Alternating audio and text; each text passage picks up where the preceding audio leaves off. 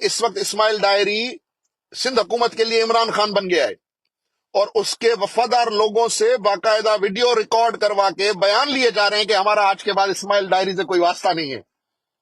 تو میرے خیال سے یہ جگ ہسائی ہے جب آپ ایسے لوگوں کو اعلیٰ کرسیوں پہ لاتے ہیں، معذرت کے ساتھ، جن کو یقیناً جو سرکاری نوکری کے قابل بھی نہیں ہوتے، تو پھر وہ لوگ اسی طرح آپ کی پوری کمائی پر پانی پھیرتے ہیں۔ اور اس وقت اگر میں یہ کہوں کہ آصف علی زرداری کی پوری کمائی پر ایک لنجار صاحب پانی پھیر رہے ہیں، ان کے اسٹیٹس پر، ان کی مثال پر کہ زرداری یاروں کا یار ہے، لیکن آج سندھ میں کوئی سیاسی قیدی نہیں، صرف زرداری کا یار سیاسی قیدی ہے۔ آج سندھ میں کسی کا خاندان در بدر نہیں ہے، اس بندے کا خاندان در بدر ہے جو زرداری کے لیے گولی کھانے کے لیے تیار تھا۔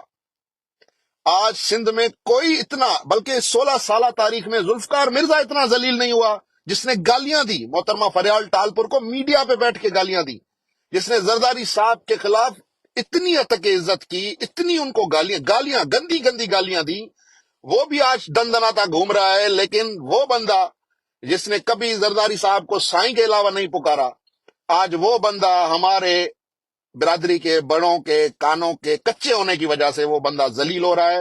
آپ کتنا میڈیا کو کنٹرول کریں گے؟ ضیاء لنجار صاحب، کتنے آپ پریس کلبز پہ پولیس چڑھائیں گے؟ کتنے پریس کلبز کو آپ ڈرائیں گے، دھمکائیں گے؟ کتنی لوگوں کی آپ منہ بند کریں گے؟ آپ سیدھا سیدھا ظلم کر رہے ہیں بھائی۔ آصف علی زرداری صاحب، میری آپ سے گزارش ہے کہ آپ سندھ میں آپ کو امن و امان قائم کروانا ہے، آپ کو لوگوں کو تحفظ دینا ہے، لیکن آپ کے اپنے دوست، آپ کے اپنے نوکروں سے محفوظ نہیں ہیں۔